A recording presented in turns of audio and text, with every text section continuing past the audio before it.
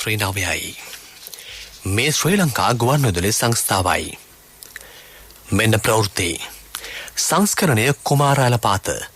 ප්‍රකාශය සංජය මදුසංක මුතුමුණි. අනුරාධපුර ඔයාමඩුව සහ සේනානායක මාවත කාබනික පොහොර ඇසුරු මධ්‍යස්ථාන ජනපතිගේ නිරීක්ෂණයට. මහනුවර නාගරික අපජල කළමනාකරන ව්‍යාපෘතිය අගමැති ප්‍රධානත්වයෙන් ජනතා අයිතියට. මෙරට පළමු වෛද්‍ය උපකරණ නිෂ්පාදන කර්මාන්තශාලාව බණ්ඩාරගමදී විවෘත වෙයි. ඉන්ධන හිඟයක් පිළිබඳ අනිසිබියක් ඇති කර යුතු නැතැයි අවධාරණය කෙරේ. බැවලි කර්මාන්ත ශේෂ්ත්‍ර සඳහා මෙවර අයවැයෙන් රුපියල් බිලියන 1200ක්. තවත් කොවිඩ් ආසාදිත මරණ 23ක්. යුරෝපා රටවල පාරිභෝගික මිල 4%කින් ඉහළට. ඉන්දියාව සහ නවසීලන්තය අතර පන්දු 20 පළමු තරගය දැන් ජයපූර්හිදී. ඉඩම් ප්‍රශාසන කොමිසම මගින් පවත්වාගෙන ලබන අනුරාධපුර ඔයාමඩුව සහ සේනානායක මාවත කාබනික පොහොර ඇසුරු මධ්‍යස්ථාන ජනාධිපති ගෝඨාභය රාජපක්ෂ මහතාගේ නිරීක්ෂණයට ලක් වෙයි. අද පස්වරුවේ ඒගිය ජනාධිපතිතුමා නිෂ්පාදිත පොහොරවල තත්ත්වය විමසා බැලුවේය. ඉඩම් ප්‍රශාසන කොමිසම විසින් උතුරු මැද පළාත් තුළ මධ්‍යස්ථාන 35කදී කාබනික පොහොර නිෂ්පාදනය කරයි. මාකන්නේ සඳහා පොහොර මෙට්‍රික් ටොන් 50000ක් නිෂ්පාදනය කිරීමට කොමිෂන් සභාව අපේක්ෂා කරයි. මෙම කාබනික පොහොර මෙට්‍රික් ටොන් එකක් කොමුණු හෙක්ටාරයකට භාවිතා කළ හැකිය.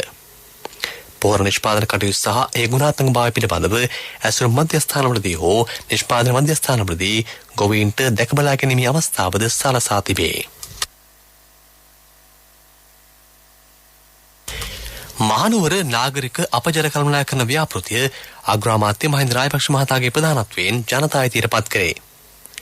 ආරලීගා මන්දිරයේ සිට මාර්ගගත ක්‍රමයකට ව්‍යාපෘති විවෘත කරමින් රාජපක්ෂ මහතා සඳහන් කළේ සීමිත ප්‍රදේශයකට සීමා වී තිබූ ජල කළමනාකරන පද්ධතියේ ඉදිරියේදී රටේ සෑම ප්‍රධාන නගරයකටම ඉදිකරන බවයි.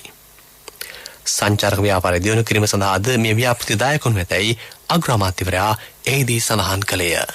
කාලයක් තිස්සේ මහනුවර නගරයේ පාරිසරික දූෂණය ඉහළ යමින් තියෙන බව අපි දන්නවා. මහවැලි ගඟට බව අක්‍රමවත්ව අපජල බැහැලා කිරීම සිදු වෙන බව රාසක් නෙවෙයි. මේ තත්ත්වය හඳුනාගෙන කරන අපජල කළමනාකරන ව්‍යාපෘති ඓතිහාසික මහනුවර වැව සුරකින්න වගේම මහනුවර කේන්ද්‍ර කර සංචාරක ව්‍යාපාර වලට විශාල සහනයක් ලැබෙනවා කියලා අපි විශ්වාස කරනවා. ජනතාවගේ සනීප ආරක්ෂාව පිළිබඳ ප්‍රමුඛතාව දක්වන මෙවැනි ජාතික සැලැස්මක් ක්‍රියාත්මක කිරීම අනාගත ආයෝජනයක් විදිහටයි අපි දකින්නේ. මහනුවර නාගරික අපජල කළමනාකරන ව්‍යාපෘතිය සඳහා මූලික ප්‍රතිපාදන ලබා දුන්නේ ජයික ආයතනය. ඔවුන්ටත් ජපාන් රජයටත් අපගේ ස්තුතිය හිමි විය යුතුයි. සීමිත ප්‍රදේශයකට සීමා වූ අපජල කළමනාකරන පද්ධතිය ඉදිරියේදී රටේ සෑම ප්‍රධාන නගරයකම ඉදිකිරීමට සැලසුම් කරලා තියෙනවා.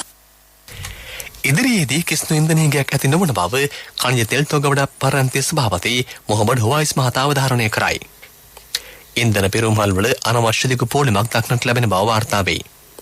එහෙත් ඉන්ධන හිඟයක් ඇති වේයයි අනිසිබියක් ඇතිගතු නැතයිද මොහොමඩ් හොවයිස් මහතා කොළඹ අද පැවති මාධ්‍ය හමුවකදී සඳහන් කළේය.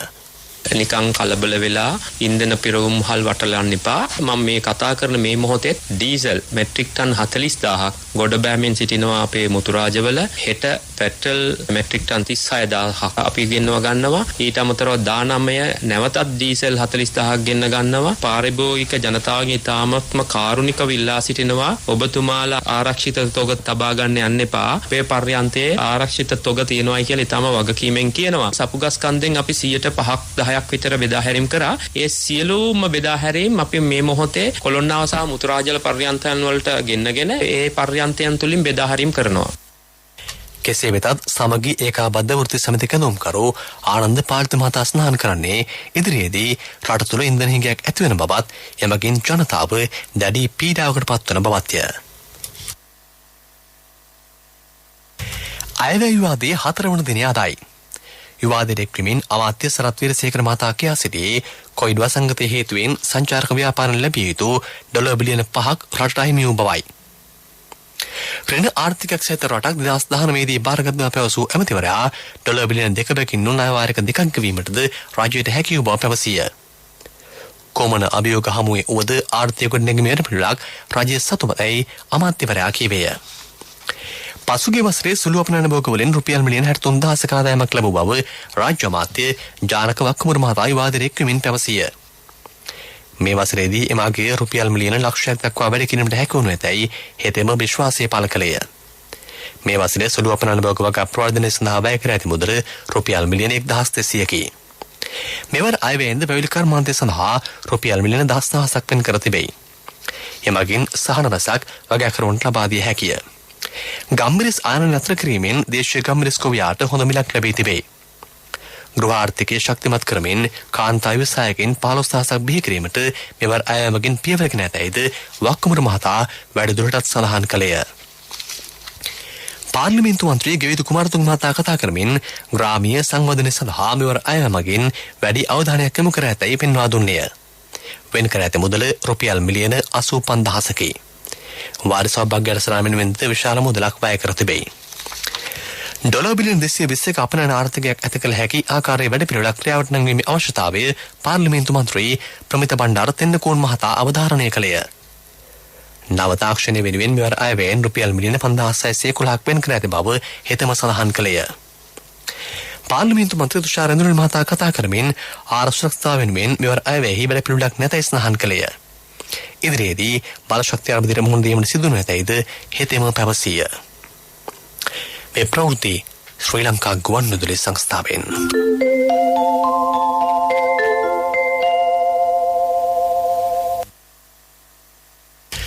යළිත් ප්‍රවෘත්ති.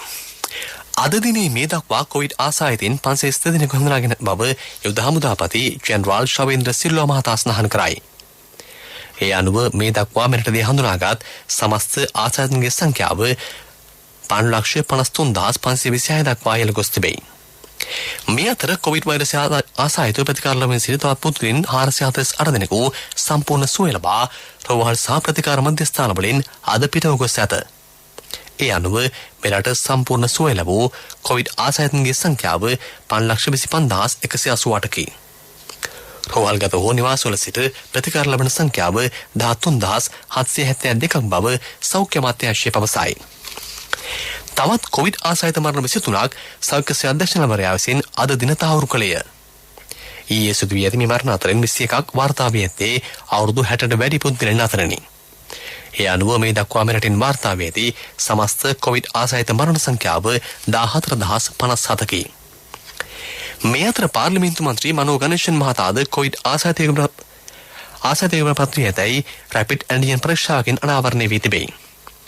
ට්විටර් තවමින් ඒ මහතා සඳහන් කර ඇත්තේ හුදකලාවී ප්‍රතිකාර ලැබෙන සිටින බවත් ඉක්මන් සුවය ලැබෙනු ඇති බවට අපේක්ෂා කරන බවත්ය. මනෝ ගණේෂන් මහතා සමගි ජන බලවේගයේ විසින් ඊයේ සංවිධානය කර තිබූ මහජන උද්ඝෝෂණයකටද සහභාගීව සිටියේය.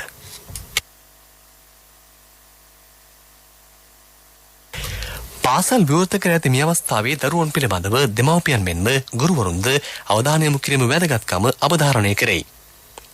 කොරෝනා ව්‍යාප්තිය හමුවේ පවා ලෝ බොහෝ රටවල් පාසල් විවෘත කර අධ්‍යයන කටයුතු පවත්වාගෙන යන බව රාජ්‍ය අමාත්‍ය විශේෂඥ වෛද්‍ය සුදර්ශනී ප්‍රනන්දපුල්ලේ මහත්මිය පවසයි. සියලු දෙනා සාමූහිකව තවවකීම් ඉටු කර කොවිඩ් සංගතය පාලනය කිරීම සඳහා දායක විය යුතු බව ඇය පෙන්වා දෙයි.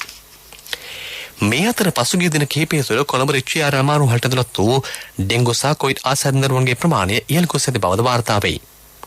මෙම රෝග දෙකෙහිම රෝග ලක්ෂණ සමාන වන බැවින් වැඩිහිටියන්ගේ අවධානය ඒ කර යොමු යුතු බව එම රෝහලේ ළමා රෝග විශේෂඥ වෛද්‍ය දීපාල් පෙරේරා මහතා පවසයි. වයස අවුරුදු 60ට වැඩි මෙරට වැසියන් කොවිඩ් මර්ධනය නැතෙහි තුන්වන මාත්‍රා ලබා ගැනීම සඳහා විශාල උනන්දුවක් දක්වති. ජන ඒකරාශියෙන් වලින් වැළකී කොවිඩ් සංගතය වළක්වා ගැනීමට සියලු දෙනා වාක්‍යම් සහගතව හැසිරිය යුතු බව නියෝජ්‍ය සෞඛ්‍ය සේවා අධ්‍යක්ෂන් වල් වෛද්‍ය හේමන්ත හේරත් මහතා සඳහන් කරයි.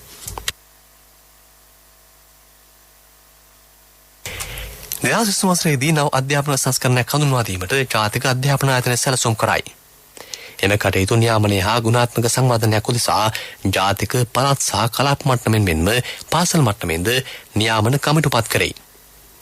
අධ්‍යාපන අමාත්‍යාංශය පළාත් සහ කලාප අධ්‍යාපන කාර්යාලය සහ පාසල් වලින් වඩාත් සුසු නිලධාරීන් මේ කමිටු සඳහා පත් කරන බව ජාතික අධ්‍යාපන ආයතනයේ අධ්‍යක්ෂන් වල් ආචාර්ය සුනිල් ජයන්ත නවරත්න මහතා පවසයි. අධ්‍යාපන සංස්කරණ වලට අදාළ වාර්ෂික සහ මධ්‍ය වාර්ෂික සැලසුම් සකස් කිරීම අධ්‍යාපන සංස්කරණ සඳහා මඟ පෙන්වීම ආදී කටයුතු මේ කමිටුව මගින් සිදු කිරීමට අපේක්ෂිතයි. ඊළඟට ප්‍රමුඛ පුවත. ප්‍රමුඛ පුවත ඔබ වෙත ගෙනෙන්නේ සෑම විතරකම සිටිය යුතු වෙද මහත්මයා සිද්ධාලේප.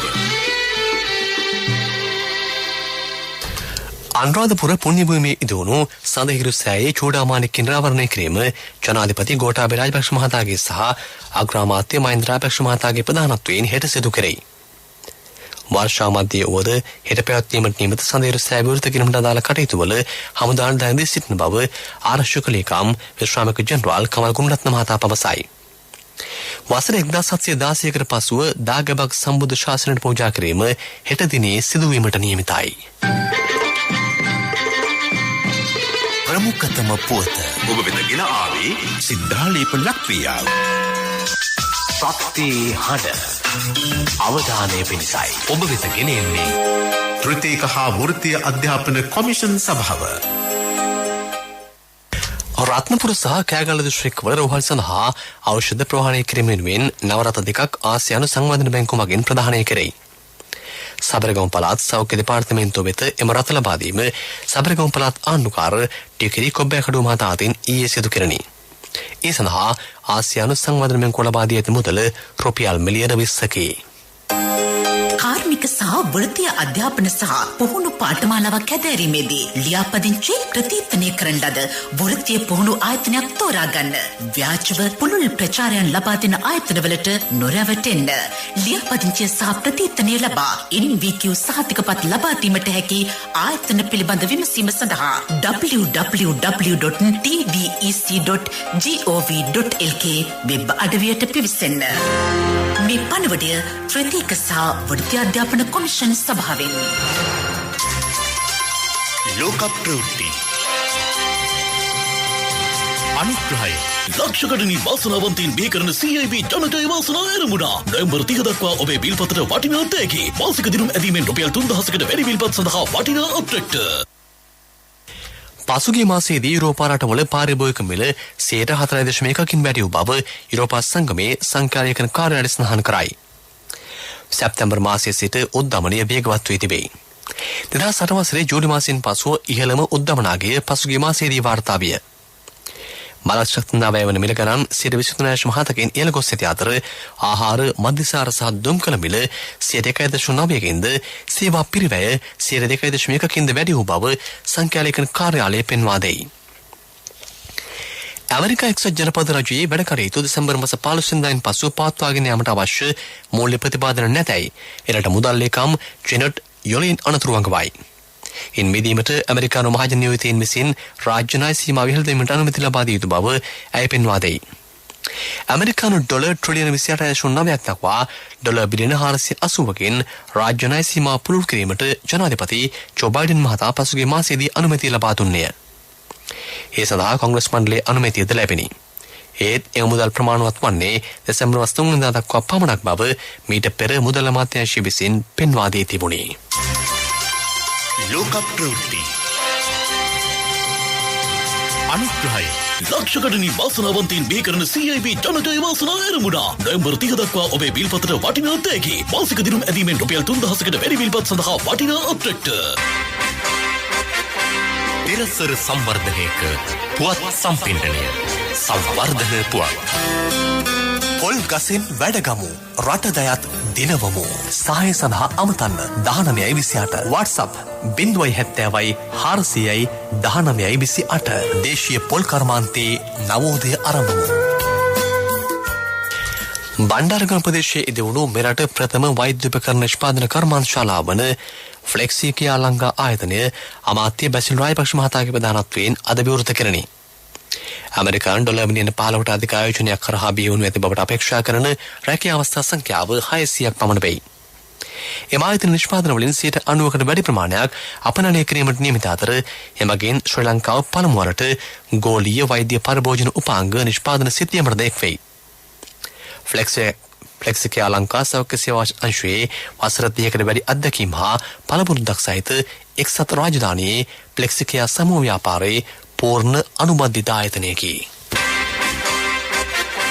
පෙරසර සංවර්ධනයක පුවත් සම්පින්ඩනය සංවර්ධන පුවත්. වත්තපිටියේ ඇති පොල් ගහ කියන්නේ අමතර ආදායම් මාර්ගයකට ඔබට ඇති හොඳම මගක්. පොල් මදෙන්, කට්ටෙන්, ලෙල්ලෙන් පමණක් නොව මුළු පොල් ගහෙන්ම හරියටම ප්‍රයෝජනගෙන ඔබේ අතමිට සරු කරගන්නා අතරම ජාතික ආර්ථිකය සයමත් කිරීම සඳහා දායක වීමට දැන් ඔබට අවස්ථාව. ඵලදායීතාව වැඩි කරගන්න, නාස්තිය අවම කරගන්න, උවදුරු වළක්වා ගන්න, පොල් වගාව සරු කර ගැනීම සඳහා අනුගමනය කළ යුතු දේ පිළිබඳව තවත් බොහෝ තාක්ෂණික සහයෝගය ලබා දෙන්න පොල් පර්යේෂණ ආයතනය සූදානම්. සහාය සඳහා අමතන්න 1928 WhatsApp 070 400 1928. ක්‍රීඩා පුවත්. සංචාර නෞසේනා කණ්ඩායම සහ සත්කාරක ඉන්දියා ක්‍රිකට් කණ්ඩායම අතර පන්දු අරබිස්සැවිස තරඟාවලියේ පළමු තරගය දැන් ජයපුරයේදී පැවැත්වෙයි.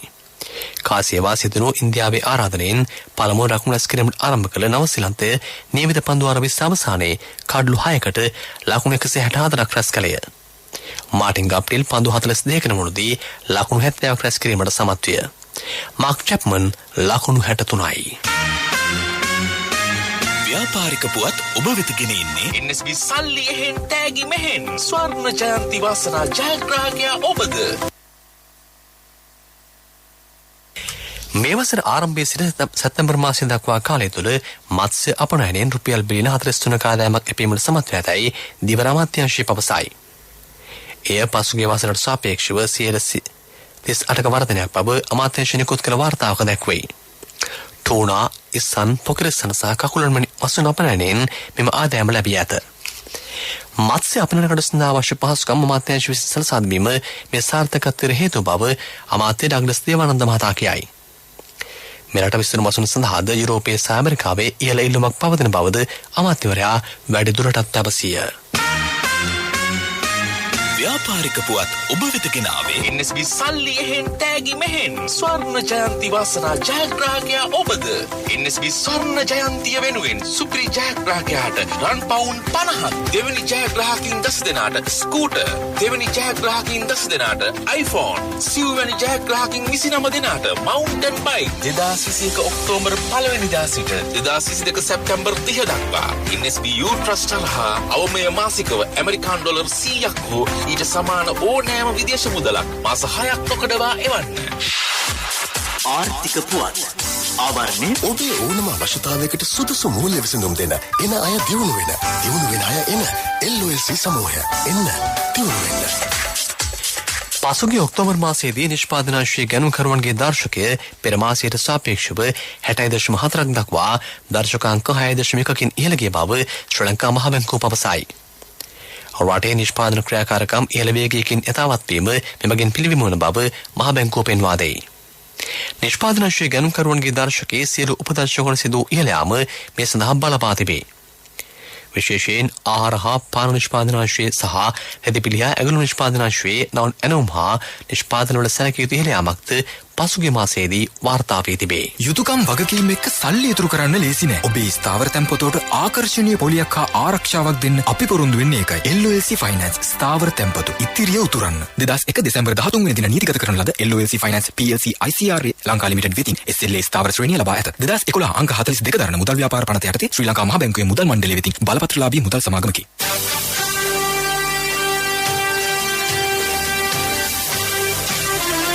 කාලගුණ වාර්තාව ඔබ වෙත ගෙන එන්නේ ඩයලොග් සහ අධ්‍යාපන අමාත්‍යාංශය එක්ව හඳුන්වා දෙන නැනස මොබයිල් ඇප් එක මගින් එක ශ්‍රේණියේ සිට අපොස උසස් පෙළ දක්වා සෙසුන්ට ඔන්ලයින් ඉගෙන ගන්න අවස්ථාවක්. විෂය නිර්දේශය තුළ ඇතුළත් සියලුම පාඩම් සිංහල, දෙමළ සහ ඉංග්‍රීසි භාෂා ත්‍රිත්වයෙන්ම වීඩියෝ පාඩම්ද සහිතයි. දැන් ඔබේ දරුවාට ඔබේ මොබයිල් එකෙන් සබ්ස්ක්‍රිප්ෂන් ගාස්තු නැතිව පහසුවෙන් ඉගෙනුම් කටයුතු වල නිරත වීමට අදම Google Play Store, App Store, Huawei Store හෝ Windows හරහා නැනස මොබයිල් ඇප් එක ඩවුන්ලෝඩ් කරගන්න. ඩයලොග් අනාගතය ආදායි.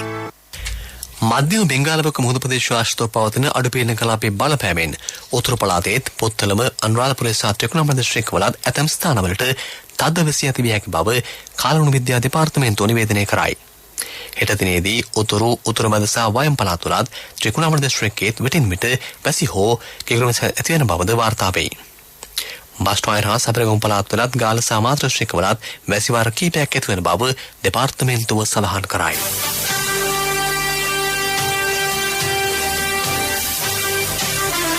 කාලගුණ වාර්තාව ඔබ වෙත ගෙන ආවේ ඩයලොග් සහ අධ්‍යාපන අමාත්‍යාංශය එක්ව හඳුන්වා දෙන නැනස මොබයිල් ඇප් එක මගින් එක ශ්‍රේණියේ සිට අපොස උසස් පෙළ දක්වා සෙසුන්ට ඔන්ලයින් ඉගෙන ගන්න අවස්ථාවක්. විෂය නිර්දේශය තුළ ඇතුළත් සියලුම පාඩම් සිංහල, දෙමළ සහ ඉංග්‍රීසි භාෂා ත්‍රිත්වයෙන්ම වීඩියෝ පාඩම්ද සහිතයි. දැන් ඔබේ දරුවාට ඔබේ මොබයිල් එකෙන් සබ්ස්ක්‍රිප්ෂන් ගාස්තු නැතිව පහසුවෙන් ඉගෙනුම් කටයුතු වල නිරත වීමට අදම Google Play Store, App Store, Huawei Store හෝ Windows හරහා නැනස මොබයිල් ඇප් එක ඩවුන්ලෝඩ් කරගන්න. ඩයලොග් අනාගතය ආදායි.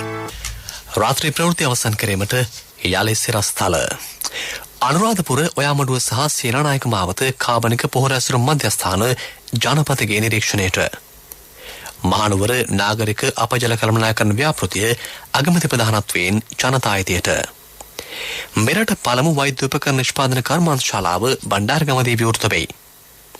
ඉන්ධන හිඟයක් පිළිබඳ අනසිබිය ඇතගැතුල් නැතැයි අවධාරණය කෙරෙයි. වැවලි කර්මාංශය සඳහා මෙවර අයවැයෙන් රුපියල් මිලියන 12,000ක්. තවත් කොවිඩ් ආසාදිත මරණ 23ක්. යුරෝපා රටවල පාරිභෝගික මිල 4%කින් ඉහළට. ඉන්දියාව සහ නවසීලන්තය අතර පන්දුවාර 20 පළමු තරගය දැන් ජයපුරහිදී. අපගේ මේ ප්‍රවෘත්ති ප්‍රකාශයට www.slbc.lk වෙබ් අඩවියෙන්ද ඔබට සවන් දිය හැකියි. අපගේ මීළඟ ප්‍රධාන ප්‍රවෘත්ති ප්‍රකාශය හෙට උදැසන 6ට බලාපොරොත්තු වන්න. රාත්‍රී ප්‍රවෘත්ති ඉන් සමාප්තයි.